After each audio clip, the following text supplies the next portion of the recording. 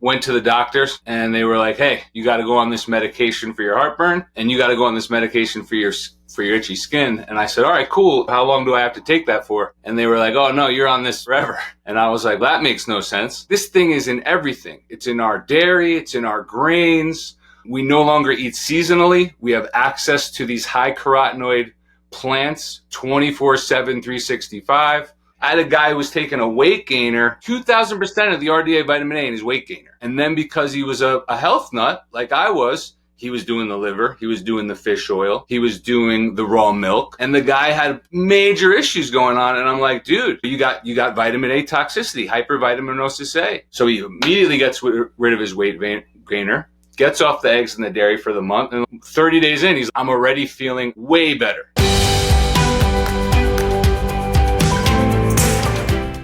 All right.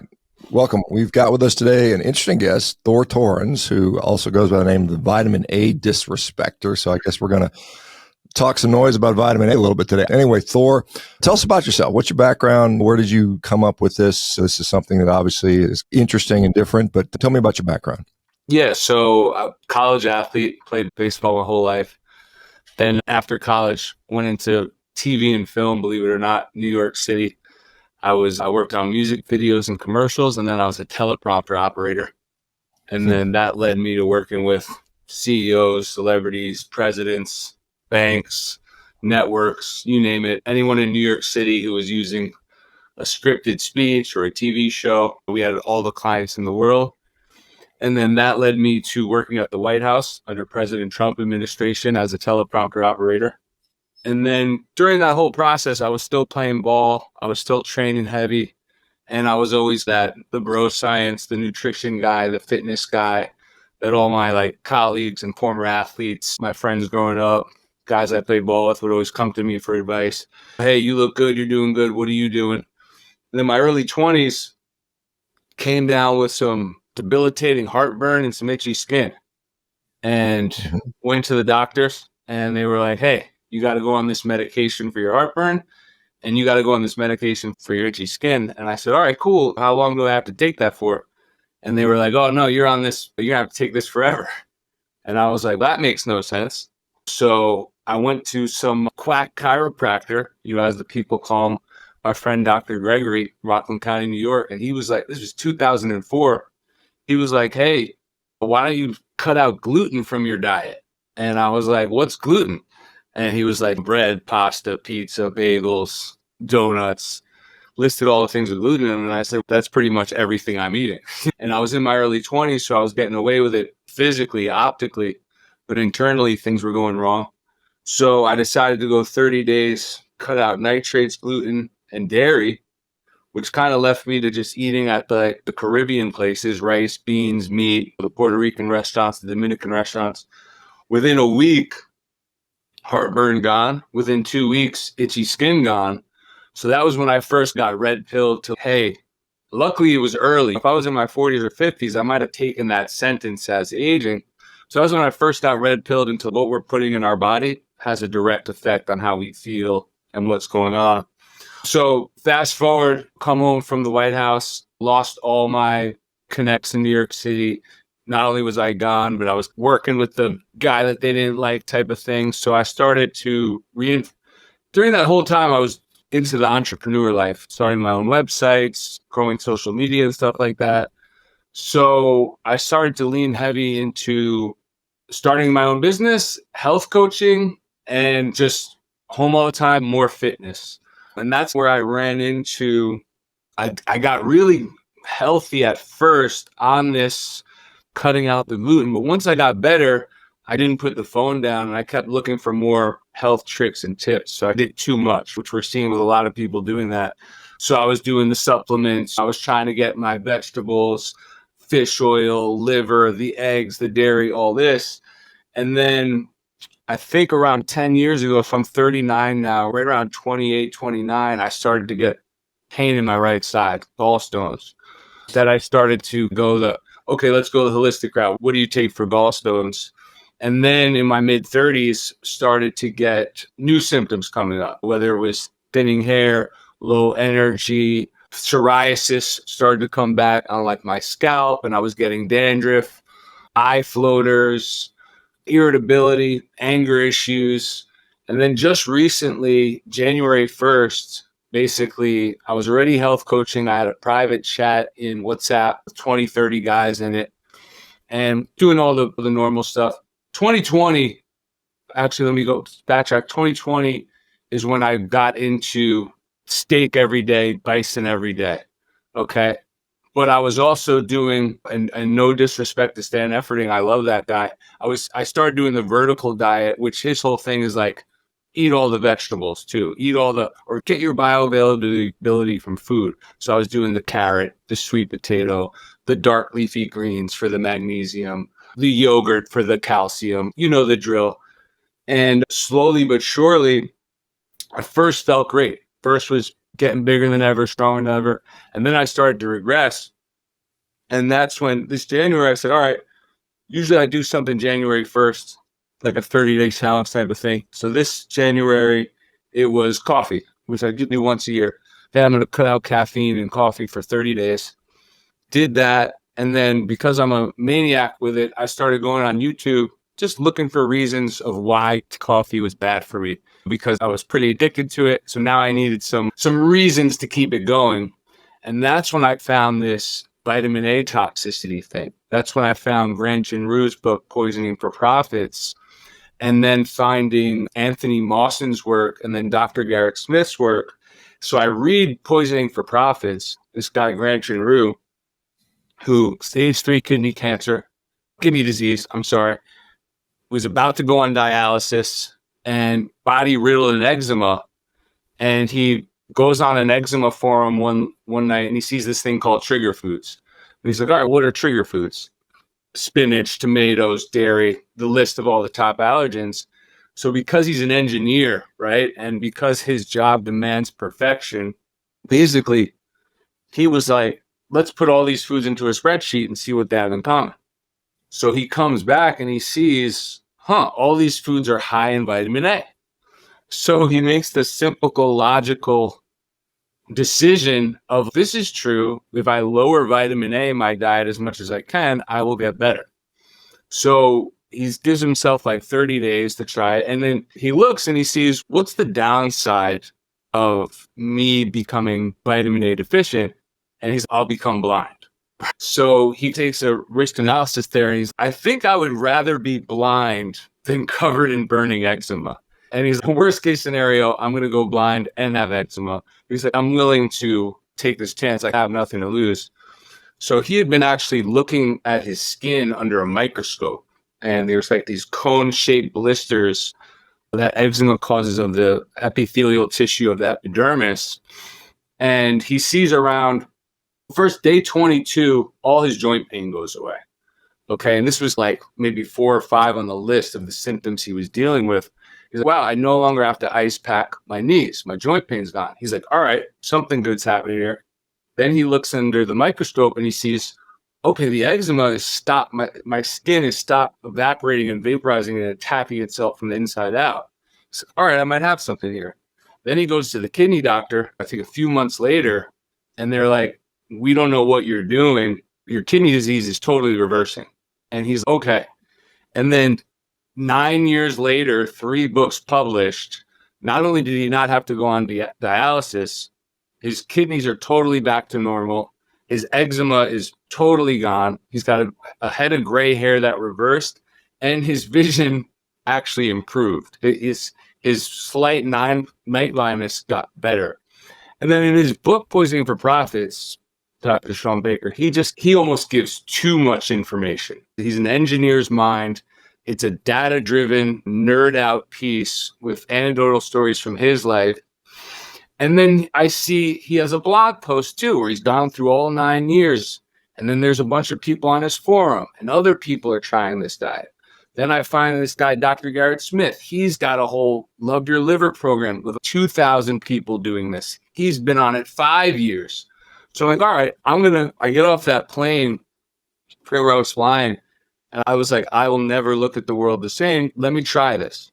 So I try it, and I get about a month in. I'm feeling amazing. A lot of my symptoms are going away. And I'm like, you know what? After all this data I've seen, after going to the Cornerstone research, reading the Cornerstone research and seeing how severely flawed these scientists got it, I said, I got to pivot everything I'm doing in my group and start telling some of my guys and girls, what I've been doing and how good I feel. And then in the carnivore community, I start to see Dr. Chafee. How do I pronounce his name? I think Chafee is how he says that. Yeah, Chafee. I start to see that he's talking about how plants are poisons, and I watch his lecture, and a lot of it's carotenoids and oxalates, but the carotenoids of the vitamin A. And as we know, vitamin A is a fat-soluble molecule that for a pretty long time, doctors were like, hey, you can actually get too much of this. Okay, the RDA is like 900 micrograms a day, which is around 3,000, 4,000 IUs, and even that's debatable. And I started to do some accounting with my clients and my community members of like, some of us were doing 500 to 1,000% of the RDA a day. So this light bulb went off of seeing all these humans benefiting, seeing all this data, putting two together, I'm like, all right, people have accountants for their wealth. Who's accounting their fat soluble intake? And then I started to look like this thing is in everything. It's in our dairy, it's in our grains. We no longer eat seasonally. We have access to these high carotenoid plants 24/7, 365. So I'm probably leaving a few things out, but that's my journey thus far and why I've been putting the pedal to the metal and just really leaning into this. I've done 1,000 hours of research on this, and I've never been more confident on anything in my life to the point where I'm like, okay, now I have to start helping other people as well. So that's the high level breakdown of my journey thus far and why we've been scaling so quickly and getting such great results with people.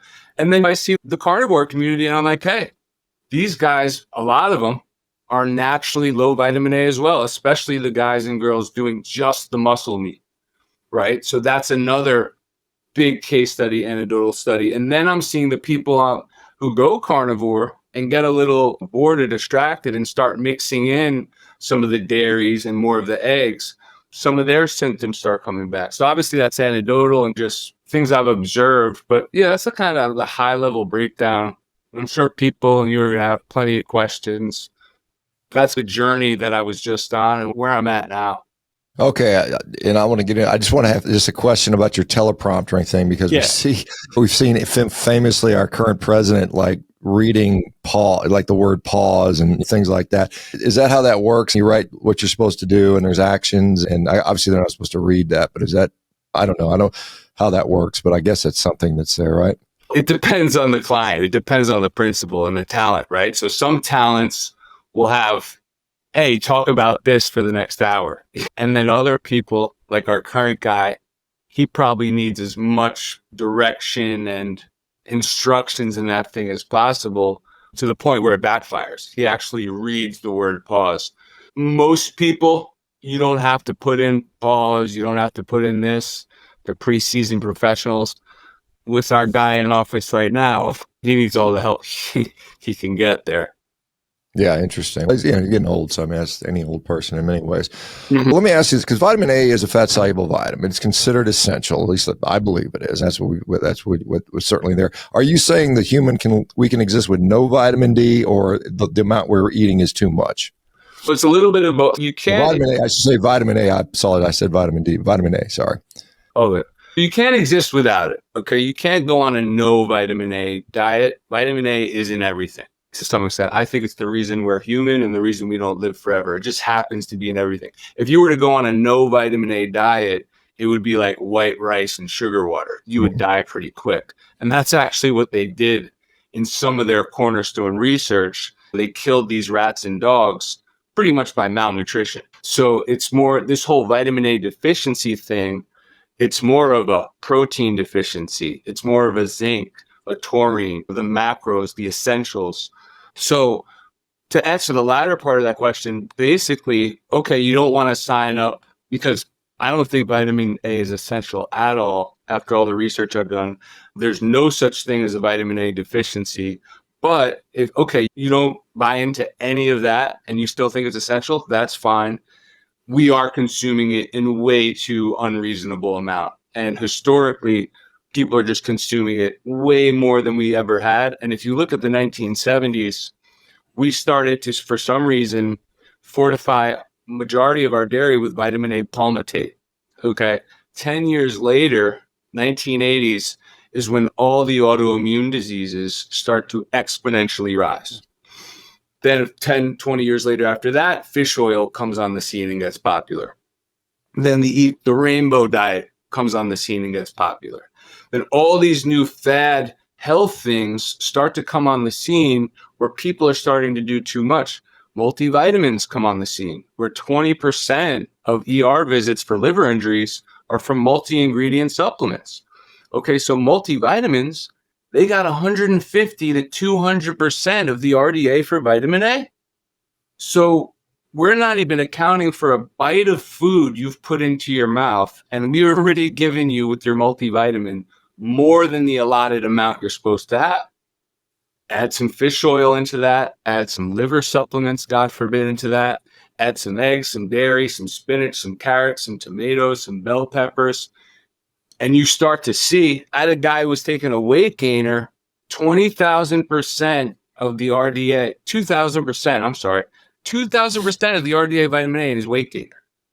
And then because he was a health nut, like I was, he was doing the liver, he was doing the fish oil, he was doing the raw milk. And the guy had major issues going on. And I'm like, dude, you got vitamin A toxicity, hypervitaminosis A. And he's like, what's that? I'm like, see this thing, vitamin A? It actually is retinol and alcohol. It converts to retinoic acid in the body. Once the liver reaches its saturation point, we all have a quota, and that's time and dose dependent. Once that quota has been reached, that thing starts to spill out and destruction begins. So he immediately gets rid of his weight gainer, gets off the eggs and the dairy for the month, and like 30 days in, I'm already feeling like way better. My skin's getting better. My energy's going up. And I'm like, yeah, we've stopped the intake of the unreasonable amount of this fat-soluble molecule that it's known you can get too much of, right? Doctors, when women are pregnant, hey, don't take vitamin A. It causes birth defects. So you start to go more and more down this rabbit hole of what it is, what it cleaves into, what it converts to in the human body. And that once you've gotten enough, the liver starts to grow. Okay, 30% of Americans, at least right now, have non-alcoholic fatty liver disease. So people are going to the doctors, hey, your liver's messed up. Liver doctor's like, stop drinking. And the people are like, I don't drink. And they're like, well, okay, we'll eat better. So let's start to look at these fat-soluble molecules that can accumulate in the liver and cause things like non-alcoholic fatty liver disease. So I think that kind of answers that question a little bit. Let me know if I'm leaving anything out, but that's that in a nutshell right there. Okay. So the common, obviously within the carnivore community, which I'm part of, liver, eggs to some degree, you mentioned dairy products would be the major ways that I would potentially get vitamin A and perhaps overconsume it. Where does the average person get most of their vitamin A from in this country? Is it through additives to food? Is it where are most people getting it from? It all depends, right? So I had a lady, Dr. Leah Miller, great lady on my podcast, who she got hers from just plants. She was a plant-based, eating all the rainbow, the colorful plants, and that's how she got her hypervitaminosis A. Where another person could get it on guys who are doing the gallon of milk a day challenge. What I think most people are getting it from is, listen, tomatoes are the most popular vegetable in the West. Now, what's funny is it's not even a vegetable, it's a fruit, right? But it's very high in carotenoids, vitamin A, and it also happens to be an inflammatory nightshade. Now, why are tomatoes the most popular plant in the world right now is because they're in pizza and mixed with dairy. So you have this double whammy. So I think a lot of people are overdoing it on dairy and on high carotenoids like tomatoes. Okay, and I think it depends on, and some people like myself, I was across the board getting vitamin A too much from everywhere. I was trying to do a sweet potato a day. I was trying to do a carrot a day. I would supplement with the liver. I would do my eggs, sometimes 6 to 12 eggs a day. Now, because it's time and dose, there could be a guy who's took Accutane in his 20s, got acutely poisoned because Accutane is 13-cis tretinoic acid, which vitamin A converts to some forms out of the body. So these Accutane survivors were helping out. They got acutely poisoned with basically a mega dose, right? You put that guy on a high vitamin A diet after he comes off Accutane, he's going to be, whereas somebody who was naturally eating a low vitamin A diet their whole life, someone whose detox enzymes are functioning at a high level. So it's a math equation, right? Are you getting rid of it faster than you're taking it in? Are you putting out more than the amount you're putting in? And what we're seeing is a lot of people are taking in way more than they're putting out. And then when we go to the pizza equation, now we have this other top 5 poison in our environment, glyphosate. And when you look at what glyphosate does on a molecular level, that glyphosate is slowing down and inhibiting the ADH detox pathway, the acetaldehyde, the same thing that's helping us detox and metabolize this retinol and retinoic acid. This glyphosate comes along and just slows down our detox enzymes to get rid of it. So it's, for those seeing me on X and Twitter, I say a lot, death by 1,000 cuts. And we don't want to be living in a fear-based or an anxious, but we do want to be conscious of just all the different angles we're just getting bombarded by. And historically, we didn't have variety is the spice of life. Capitalism is great, but the double-edged sword is never was there a time in history where you could walk in the supermarket 7 days a week. You got access to 1,000, 2,000 different items. Historically, a lot of people, hey, I got a meat, I got a carb, and maybe we got some seasonal plant stuff. I'm down here in South Florida. My neighbor's got a mango tree. I'm like, hey man, how often do you eat mangoes? He's like, once a year we get some mangoes and we eat them. Now you got people eating these seasonal high carotenoid plants every day of their lives. So I hope that kind of answers that question a little bit. Yeah, I've just some interesting questions there. Obviously, we can't live on sugar and rice, as you mentioned, or some people think they might be able to. I know there's this sort of Walter Kempner diet where they did that and they basically had to beat people so they would continue to eat it so they didn't get crazy. But so obviously you can't do a no vitamin A diet. What does a low vitamin A diet look like primarily? What would it look like for most people? Yeah, so great question. So the cool thing about the low vitamin A diet is you could do it a bunch of different ways.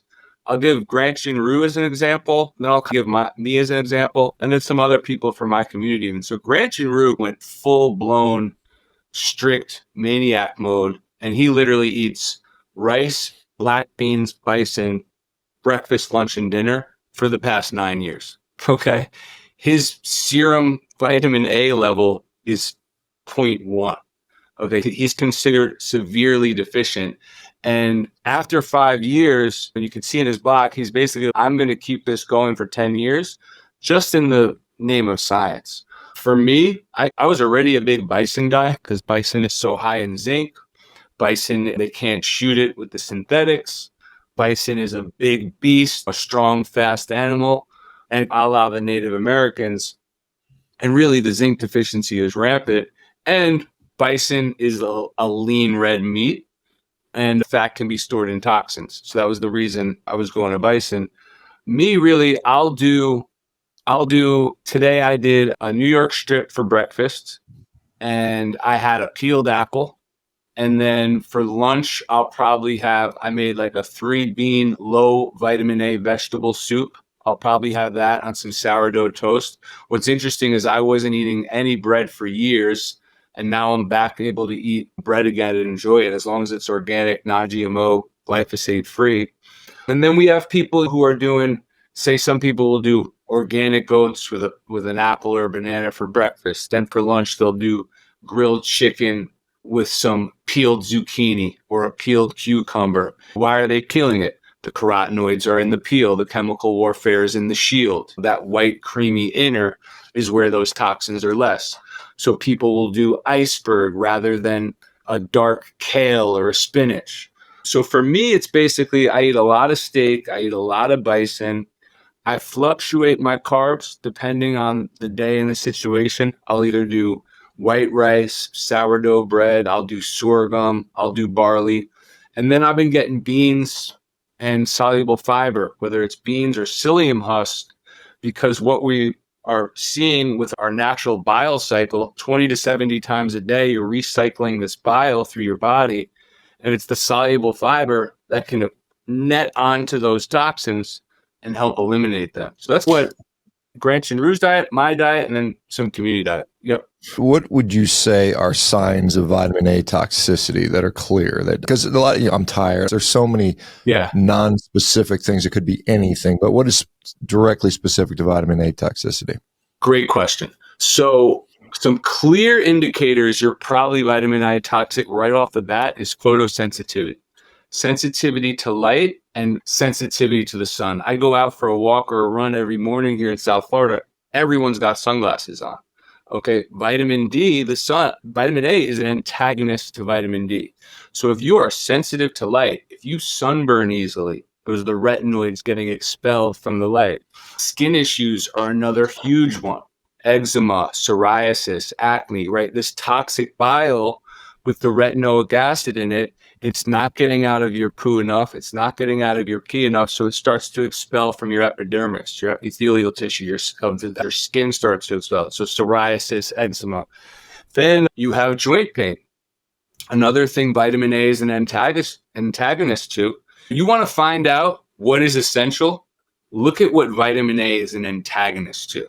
Okay, it's magnesium, it's folate, it's K2. So we have a lot of people who had bleeding gums. Okay, bleeding gums, they're deficient in vitamin K. You get them on a low vitamin A diet, all of a sudden their K starts to rebalance and come up, and their bleeding gums go away. Some other things. Yeah, when you say fatigue, it's a big generalization, but liver disease, non-alcoholic liver disease, liver injuries, liver is our most important thing for me as far as when we're looking at health and well-being. Once your liver starts to get messed up, you start to get really messed up.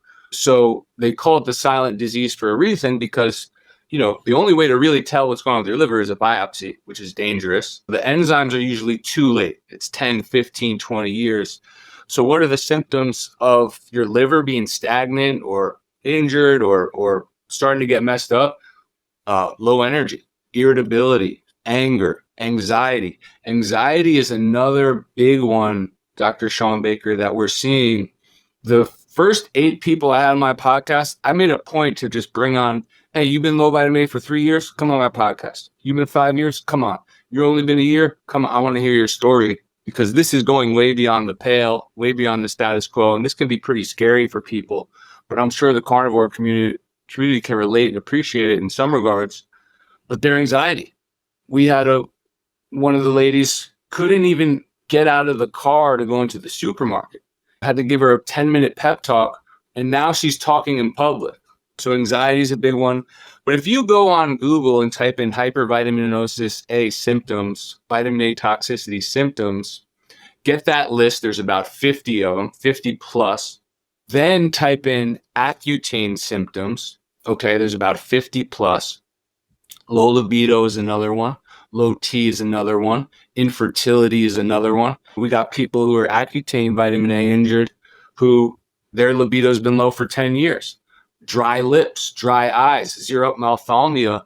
Dry eyes is a huge one. Another massive indicator. If you have dry mucous membranes, because what vitamin A is basically doing is once you have too much and it gets unleashed, it is destroying stem cells. Right? This is why they use retin A and retinoic acid as a chemotherapy drug, because it is very good at destroying cells. So at the very least, we got to make people aware and we got to make people conscious of the danger and destruction this thing can do once you've had too much. And we got to start raising awareness, just how you're doing a remarkable job at raising awareness for red meat, right? Because majority of the cornerstone studies on red meat, they got dairy in them, they have eggs in them, they have pork in them, they're blaming the wrong guy in the room. They got 6 guys in the room and they're blaming red meat. We got to redo all the vitamin A research and we got to really rethink why are we fortifying our dairy supply and our grain supply and many other supplies? Why are we doing a fortification program with something that is black and white in the scientific literature that is toxic at too high amount? And then when you see that this toxin causes damage to the epithelial tissues of pick an organ in the body, and then you see that every single autoimmune disease is a disease of the epithelial tissue. So it's basically the same disease with a new name and a new organ. So I hope that answers that question. I know it can go on rants, but Dr. ShawnBaker, I'm passionate about this, man, and I've never been more confident about anything in my life of the fact that very least you could say it's essential. You could say people are deficient. You can't deny that people are getting way too much of it once you do the accounting for it. Okay, so let me just ask a couple questions that are of interest to me. Now, obviously, the vitamin A's that we get from different foods, animal-based, the retinoids and the carotenoids are different. Do they differentially affect people? Is one worse than the other in a way? So animal forms can be more toxic. It can take quicker. Plant forms, it can take longer, less toxic, but they turn into the same thing in the body. And there is no vitamin A without plants. There is no vitamin A without beta carotene and carotenoids. It all starts at the same thing. That's a good question. And that's basically, I lost my screen. Here's my screen. So yeah, all vitamin A starts as plants, as beta carotene. Animals eat the plants, turns into the retinoids, the retinol esters, the retinol palmitase. We eat the animals or the plants, and that's how we're getting it. So let me discuss carnivore diet. Many people eat a lot of red meat, myself included. Some people include eggs. Some people include dairy products. How much would you say is excessive in that context? Should you never eat an egg? Should you eat it? What would be an appropriate level for that? I would say it depends on your symptoms. It depends on your serum level, your RBP level. It depends on your history. I want to use Dr. Leah Miller again because she's awesome. She's 3 or 4 years into a low vitamin A diet, so now she's eating eggs here and there. She's not like becoming a strict maniac. I think it depends on your journey, how you're feeling. Like a lot of times I'll get someone not doing well and I'll say, hey, let's start with you just cutting out dairy and cutting out eggs. And they're like, okay, I'm starting to feel amazing. All right, let's check your serum level. What we're seeing is, and this is pretty fascinating, and there's hundreds of, if not thousands of people now showing this with blood work, is once you start, and I just got my blood work done 6-month mark yesterday, so I'm going to be able to live stream and go on Twitter and show everyone. What we're seeing is you go on the strict low vitamin A diet, your serum vitamin A levels go up at first. Okay, so what does that tell you? That tells you that the body's starting to dump it. The liver's starting to get rid of it. Then what we're seeing is it can take 3 years to fully get rid of this. So if you spent decades overdoing this and it only takes 3 or 4 years to the body to get rid of it, that just shows like what a miracle machine our bodies are. So for the people out there who are like, hey, this is making some logical sense to me, I'm going through a lot of these symptoms, I would say just start off by accounting, at the very least, account for your RDA. If the RDA is whatever, I don't even agree in a lot of the RDAs, but say it's 900 micrograms for men and 600 for women, start off with a little accounting of like, how much am I getting a day? Because you never know. You could be taking a multi, a liver, and a fish oil, and you're already at 1,000% RDA quietly. So to answer that question is nuanced. It's more of, because this is why this is so confusing and convoluted, and there's a gray area that people can't, because there's a guy eating eggs who's thriving, and he's, Thor, you're an idiot. I'm doing great on eggs. And then there's another person whose liver is saturated and already enlarged, and every single drop they do, they start to get a reaction and feel like crap, right? So it's really time and dose. It's where you are in your journey. You can go super strict, like me and some others, where you're really like, once I saw what this was doing to the body on a molecular level, I was like, all right, I can never even look at that as like a treat. But once I get to 3 years, because my goal is to get my levels down below 5 to be in that severely deficient category. Once I get to there, I might start playing around and adding a few things back in, maybe. So it depends on the person, time and dose. And at the very least, you got to account for it. You got to account for it and see, are you doing too much of this fat soluble thing that is clearly a known thing that you can get too much of? So I hope that answers that question. I might have left a few things out there. Yeah, just an observation. It may be run counter a little bit. That if you look at the top 7 countries in the world that consume eggs, Japan, Macau, and Hong Kong being the highest in the world, 3 of those 7 all have extremely long life expectancy. So how do you reconcile that? On Japan, they're averaging around 320 eggs a day, so about an egg a day for most people, somewhere in that neighborhood. So they're obviously consuming a decent amount of eggs. And still, 1 egg a day is maybe not that much, quite honestly. But what are your thoughts on that? Yeah, but a few things. Japan, aging and height have a big factor, right? The shorter people are, the more they age. Japan, we look at their height metric, they're a lot shorter than other groups of people. Then they're not doing any milk. They're not doing any dairy. A lot of them, historically, are not doing dairy. And even though they're considered the highest eggs, they're still not. If you go to Japan, they're doing 1 egg in their soup. They're not overdosing and doing it like some of us have been doing it. And then Japan also, they might not get the same diseases we get, but they get certain types of cancers as well. If you look at their cancer rates, they're not exactly they're doing good in the anti-aging, especially Hong Kong, which is a very high meat-based, which I love to see. But we can show certain things about Japan, the hypothyroid face, the yellows. Why do you think you have this whole yellow tinge to people? Vitamin A is yellow, fatty liver is yellow. Obviously, there's no racism there. It's just this is a thing that comes up of jaundice. More than 50% of babies are being born jaundiced now. And what we're seeing is women are passing down vitamin A toxicity to their children now.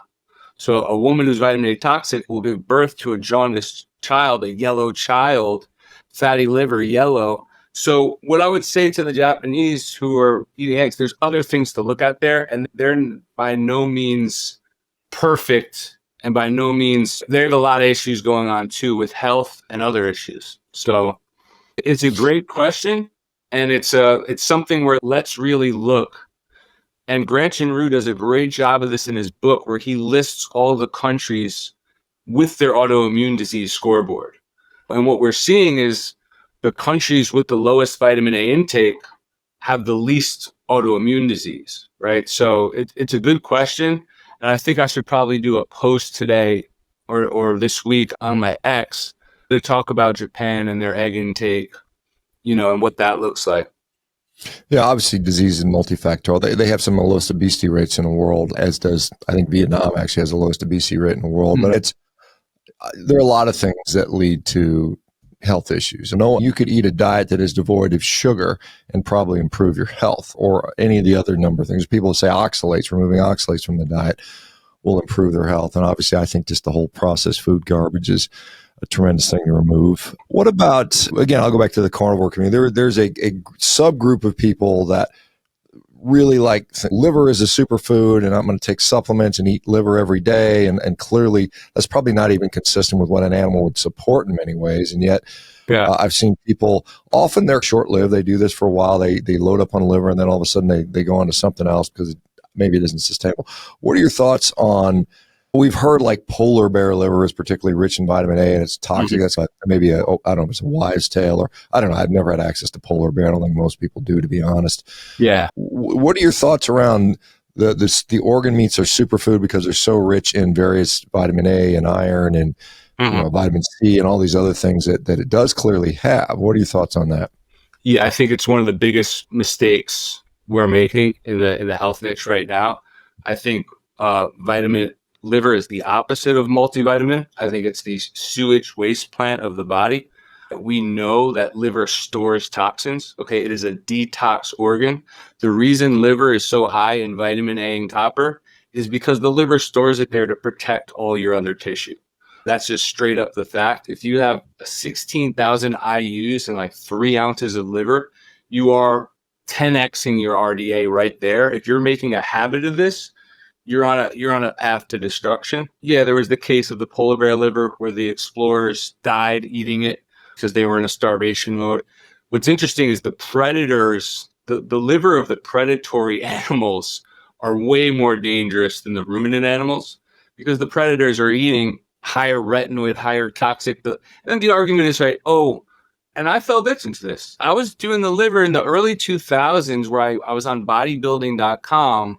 Before any of these brands existed, I had these liver tablets because some guy was saying it'll add muscle. And they say, everyone loves to say, oh, the lion goes for the liver first. Lions are predators.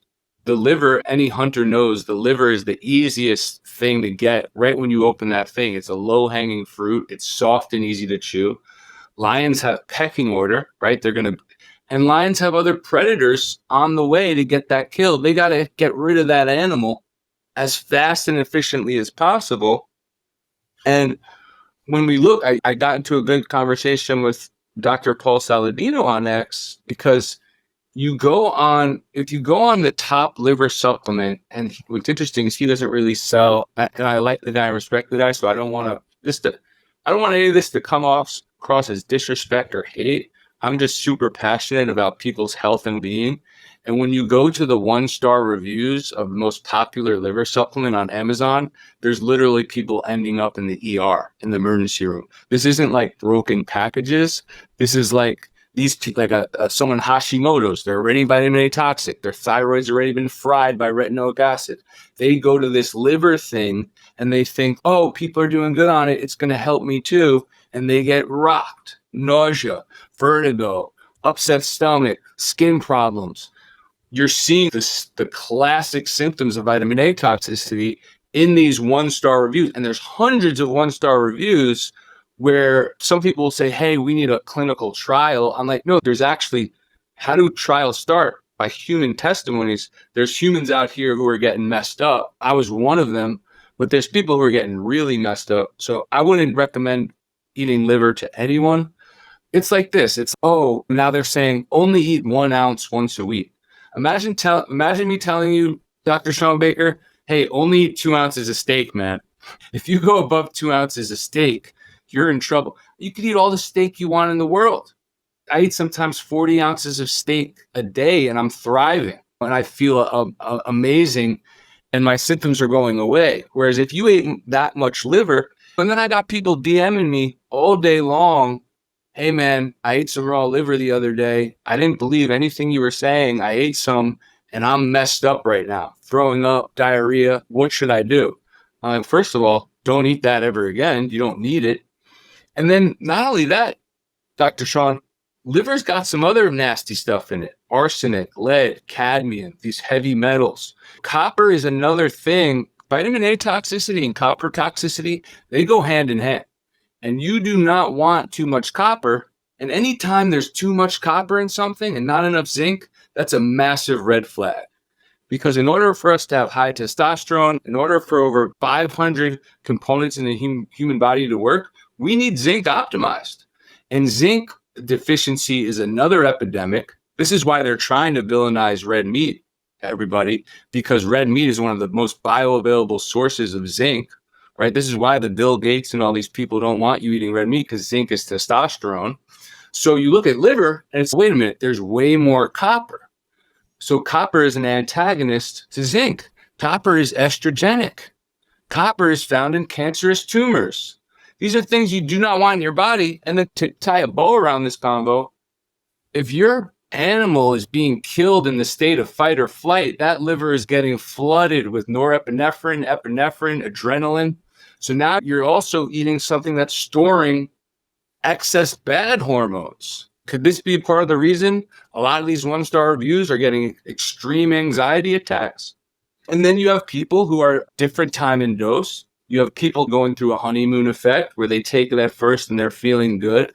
Or just how you get a chemical peel, a vitamin A chemical peel will burn that layer of skin off and you'll be like, oh, my skin looks so good. Just how a young woman or man can take Accutane and their acne goes away, you could think it's working at first. So that's a huge part of this conversation. And you look into the mechanisms of why It's basically shutting down detox and just destroying cells, all your cells. Once you see what this thing does on a molecular level, you would never call it a multivitamin. What's ironic is multivitamins are trash anyway.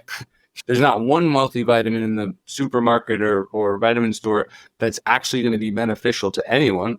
And in fact, it's the multivitamins, the multi-ingredient supplements that are 20% of the liver injuries submitted to the ER. So yeah, I would never recommend to liver to anyone. I'm not some guy just saying this out of my ass. I made the mistake of doing too much. And then I went down the rabbit hole and saw what it was really doing to people. I've got over 30 studies on PubMed showing people have died. People have gotten really messed up from eating liver. You can search Spanish hunters, wild boar. Another case, this poor hunters, they ate this boar's liver. One guy got hepatitis. The other guy ended up dying. And traditionally, all the hunters I've spoken to and been with, usually they take those guts out and the liver and they just throw it on the ground. And even the hunting dogs don't go touch it. And that's how I really got on this path too. When I tried to give my dog Kodiak the Shepherd, I gave Kodiak the Shepherd, put some liver on the ground when I was eating it. And he looked at me like, I'm not eating that, man. And then what do they tell you? Oh, mix it in the ground beef for the dog if he doesn't like it. I'm like, no, the dog is intuitively smarter. The child knows, right? The child will spit liver out. That's why liver tastes like a freaking battery. Our taste buds, God-given magic of, that thing does not taste good. Don't eat it. But because we get this marketing and this programming of that it has all these benefits, we either trick ourselves to like it, or even worse, we're hiding it in a capsule and just taking way too much of it. So that's my high-level breakdown thoughts on liver. Let me ask you about children, because there's vitamin A in breast milk. Mm-hmm. And obviously, again, it's a vitamin, we need it. What are your thoughts on not liver in kids, but vitamin A in growing children? Is that something they should strive to be very low in vitamin A as well, or is that something that's outside of your purview? So with the breast milk, we also see THC in breast milk. We see meth in breast milk. You will see alcoholic milk. A lot of things show up in breast milk that aren't supposed to be in there. So the question is, how much is showing up in that breast milk and how much is that mom doing? Okay, is that mom a high vitamin A mom and now her child has cradle cap or eczema? Let's check it out, because that baby's now getting too much of this so-called vitamin. Now with my children, I have 3 children. Once me and my wife really did the research here, once we really saw what was going on, what I was doing before this was, hey, someone got sick. We should do vitamin D and vitamin A. Someone's having this issue. Let's make sure to get a carrot a day, a sweet potato a day, a cod liver oil, even Western A Price. Everyone likes to bastardize Western A Price. Western A Price said, hey, only take this at a quarter teaspoon and only do it for a few months. And he said, there's some children who should never do this. And he said, we don't really know why yet, but it's becoming a poisonous toxin for them. Even he said it. And if you look at the people who are on the top of the Western A Price Foundation, a lot of them have died early of brain cancer. And it's another thing we're seeing with Alzheimer's and vitamin A. So yeah, the breast milk thing is a common question. The RBP thing is a common question. People say, why do we have these retinol binding proteins? To protect your serum, to shield it from this thing being freeform in your body. Another big argument people have is the RXR receptor, the retinoid receptor. Let's solve this mystery. 7,500 compounds go to that receptor that aren't anything to do with retinoids or vitamin A. Why is that? Why did they name it the retinoid receptor? Why is there 10 different names for all these things? Is it to confuse us, or are they all not on the same page? The more research you do on this, Dr. Baker, the more you look into, you got to read the cornerstone research from the early 1900s, and then they repeated. What do we got here? It's just temperature's high, so I don't know. I guess we can just listen to you at this point. I guess he cooked. Maybe his phone's got too much vitamin A. Anyway, we're, I think, pretty much out of time anyway. So thanks a bunch for staying around, guys. Appreciate it. Y'all take care. Bye-bye now.